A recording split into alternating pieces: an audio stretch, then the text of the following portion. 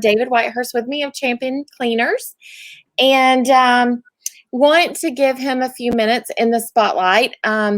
Before we get started, I want to sort of tell you kind of what AlphaGraphics is doing. We were doing lunch and learns prior to our stay-at-home orders and all the things that we've been going through lately, and didn't want to lose our great lineup of guests that we had set up. We established that early in the year we wanted to do a year-long educational marketing series, and really excited about it, and really want to focus on mainly three things: to establish a plan we can stick to and that we know we can measure and monitor to from a marketing standpoint.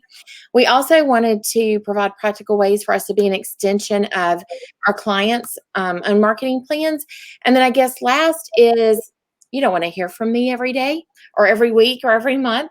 I certainly don't have all the answers. So the probably most important thing and the part that I'm most excited about is bringing community leaders, community business owners, people that have done marketing in a very successful way, who have tried it and pivoted, and give them an opportunity to come in and talk and just let us hear from them, let you get to know about their business. So David Whitehurst, Champion Cleaners, I'm going to let him give us sort of his background, talk to us a few minutes, and then I've got a few questions. And then if you have any questions you'd like to comment, and we'll try to get to those. This is taking our lunch and learns from an in-person visit to online is new for me. We're trying new software to see how it works. So David, I'll turn it over to the expert. Well, I'm certainly not the expert on making the software operate, but I appreciate Cassie. And I thank you for the things that AlphaGraphics does for me. It's so nice having a one-stop shop for printing and all other kinds of marketing needs, and it's been a big help. I started Champion Cleaners in 2002. Started it from scratch, bought a building, or not bought some land, put up a building, and put in our dry cleaning operations there on Rocky Ridge Road. Before that, my background, I'm a UAB graduate. I go back to, had an accounting major, was a CPA for 10 years, practicing in public accounting. And from there, I went on, worked with Protective Life for 7 or 8 years, and then with the collateral companies, New South Federal, for a number of years before I started Champion in 2002. So my background is one of in the financial arenas, and that sort of gives me a different perspective on things, gave me a great background in operating a business. But you know, the day we opened up, our objectives totally were focused on the customer. You know, we had used dry cleaning services for a number of years. In fact, I won't say who it was, but there was a dry cleaner that made me decide to go into dry cleaning, because I picked up shirts one day, tried to put on, and I had to put 3 shirts on before I had all the buttons on it. So I said, there's an opportunity, and that's when I was thinking about what I wanted to do in a business. I had always wanted to own my own business, so around 2001, I started thinking about it and made the decision and moved forward and opened the business in 2002. From there, we opened another similar location, or similar facility out in the Greystone area in Hoover. And later then in 2010, we acquired a dry cleaner in Calera. Wasn't very big, wasn't very successful at that point, but I wanted to see if we could build it up a bit and do other things there. And we were able to do that. We moved into another building. We added our CRDN franchise, which is a certified restoration dry cleaning network that does a whole lot more now than just dry cleaning. But we restore textiles out there, typically items that have been in a fire or smoke situation, water, any kind of contaminant that we can typically restore to their pre-disaster condition. We work with insurance companies, other contractors that are coming in to rebuild the building, the home, And we also, of all things, we restore electronics, because when you have a fire in your house, smoke gets inside of the things that you can plug in, and we have techniques and ways of getting in and getting that smoky smell out, and trying to get your electronics back into shape for you. So that's sort of the nickel tour. Well, I remember, David, one of my first, when I bought the business 4 years ago, one of the first things I wanted to do was get out and see my clients, see who they are, get to know them. It's one of the things I've always loved about working with businesses in any capacity is just knowing their story, learning from them. I always say I'm better because I've learned from so many different people, whether it's a sales rep or business owners. But I remember sitting down with you and you try to listen. Sometimes we talk too much, but like in listening, I learned very quickly, you've done so many different things probably before your time. And one of the things that you do a really good job of that's impressed me from the very beginning is your branding. And I know you've had a slight change in color, but your vans, I've got one here. I'll bring it over. Your bags. This is always a staple in my office. It's a reminder too. It's a nice colored reminder to get the dry cleaning out of my house. Actually get it to the office so David's drivers can pick it up. But whether it's your vans, your logos, your storefronts, your whatever it is you do, branding has always been. You've done a really nice job. What would you say to small businesses who maybe haven't? It is money. It does cost money to brand, whether it's a logo or whatever. What would you say to small businesses? How important to your success has that been? Well, it's hard to measure how it's contributed to success, but I think it's important. You can be riding down the road and see a UPS truck in the distance, and before you can read the lettering on it, it's a UPS truck, or there are a number of others. Our vans, we have them with bright yellow and green, and of course I see them more than anybody, I guess. But if you're used to seeing them, it's a Champion Cleaners van before you get to it. So I think that's part of the value of branding and consistent use of coloring. We started out with just a green, a forest green. And as we were developing our pickup and delivery business, we had a problem every spring and summer when people would put their bags on their front porch for us to pick up. If you had a lot of plants and things, it was hard to see. So we changed and we added yellow to that forest green, and try to make it easier to stand out. And I remember reading something years ago that McDonald's picked yellow for their golden arches because it was one of the earlier colors that a child would remember. Well, I figured if it was good enough for McDonald's, that a yellow would be good enough for me as well. So that's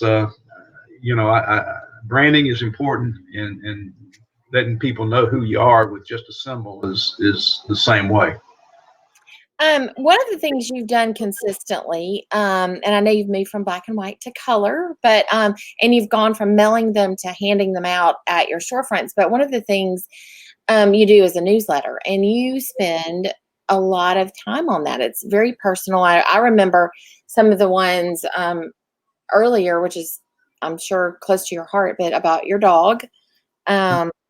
But and then I won't tell my funny jewelry story that you've said in your newsletter. I won't say that on the air because that was one of the funniest. But tell us about your newsletter, what that's meant to you, what feedback you've gotten.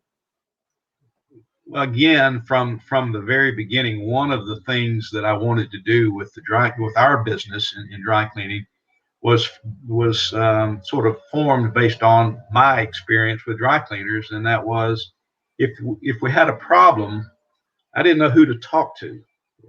You could go talk to somebody at the store, but a lot of times that person wasn't very helpful if there was a problem or you had a question or anything.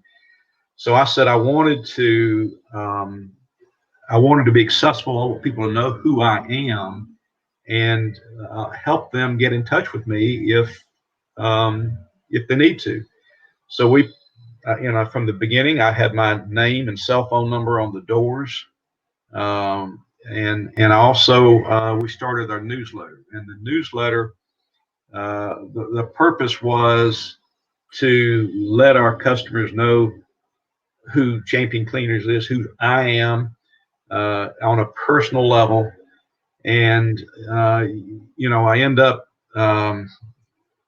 probably sharing more information sometimes than certain members of my family would like, but I've seen them run for cover when something funny happens because they're worried they're going to end up in the newsletter. Mm. But it is personal. I had an article. My dog died 5 years ago, Champ. I got him like the first year we were open. A lady brought him by and sold me on the idea that she picked up the stray and she had to go out of town over the weekend. So could I keep it? So I did for several years, for 12 years. And so we had an article, lessons I learned from Champ. Mm. So one of the things you do in your newsletter also is a tip. I mean, that's whether you mean to or not. I think you mean to, but whether you mean to or not, one of the things marketing you want to do is educate people, help them, be helpful. Right. So you always have a tip too. They can always look forward to that in your newsletter as well. So, how do you keep so many tips on hand? Do you ever run out? There's such a thing as Google to give you ideas. That is helpful. But it's either that or what went wrong this month. What can we do? Or, I did one on cleaning a dishwasher.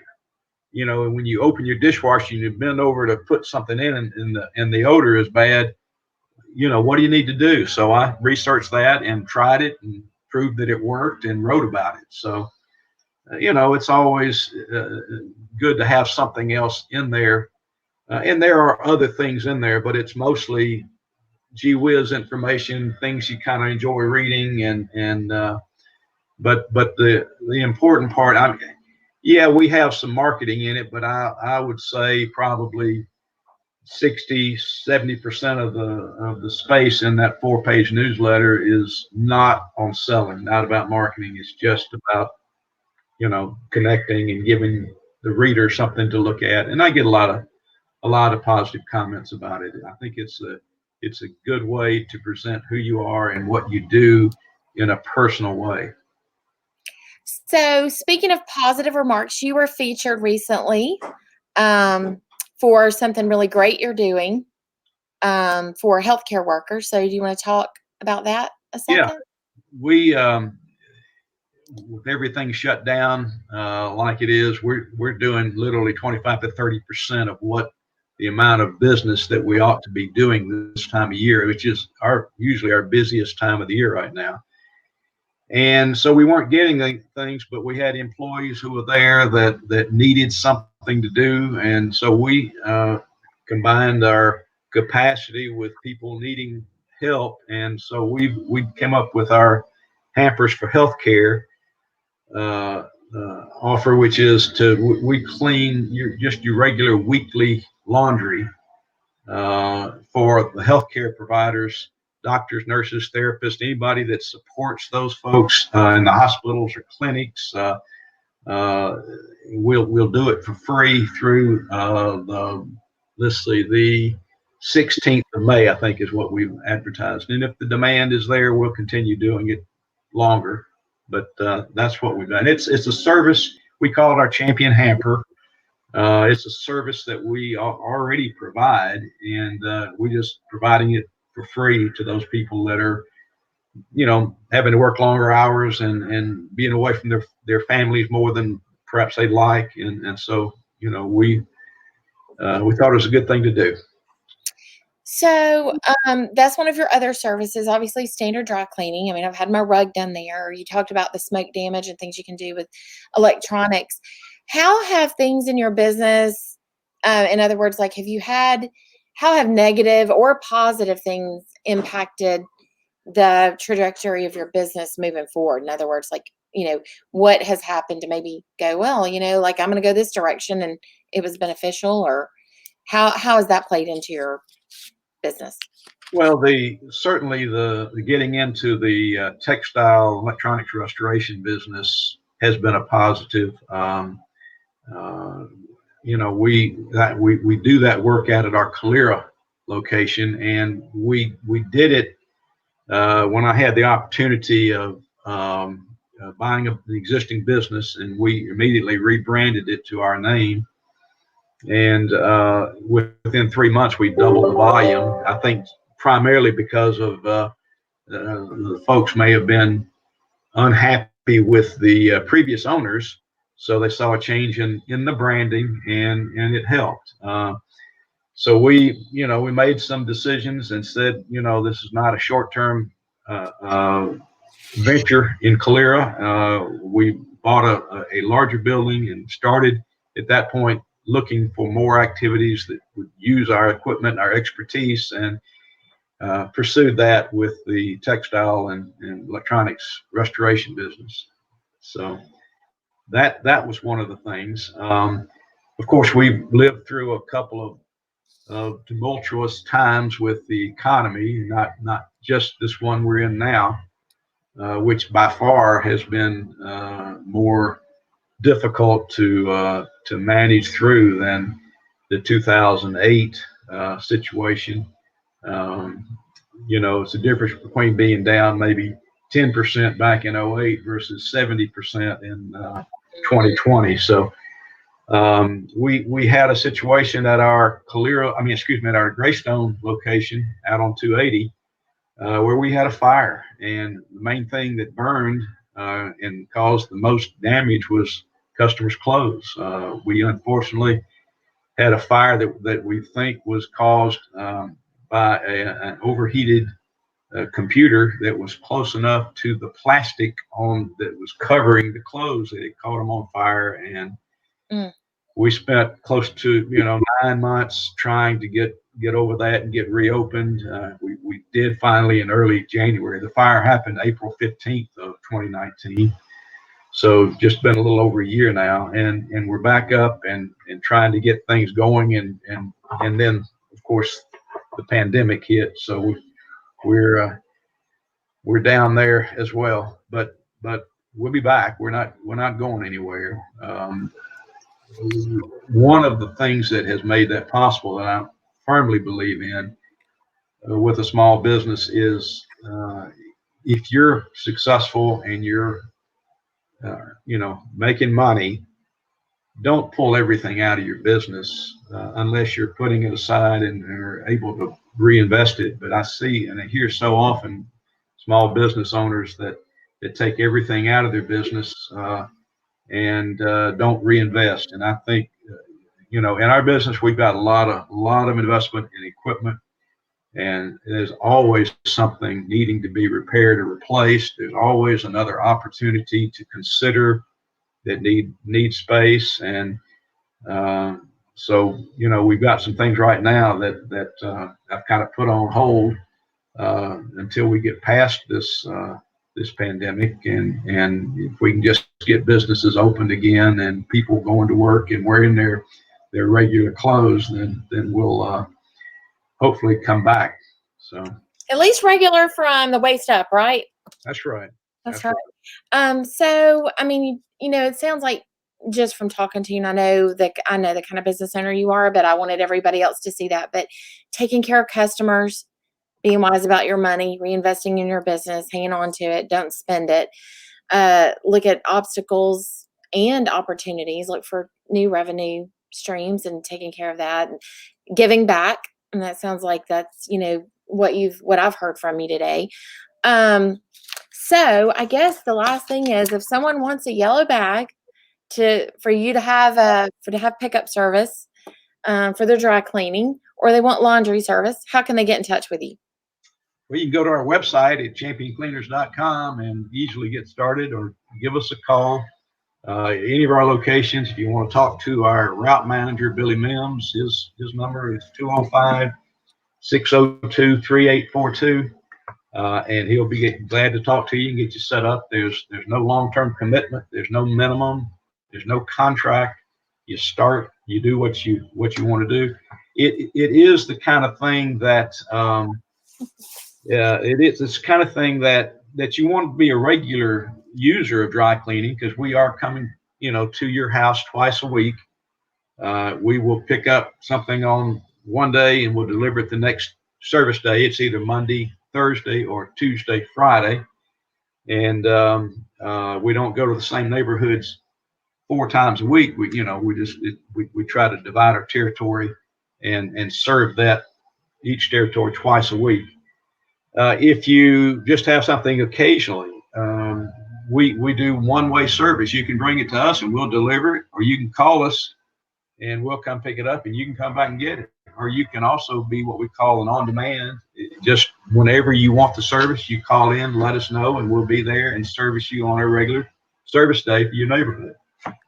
They've got a nice little app with your phone that also, they'll text you and say, hey, we're going to be in your area. It's time. Would you like pickup? Do you need it? So it helps their drivers out too. If you're a regular service, I'm not the best at that, at saying, no, I don't need it today.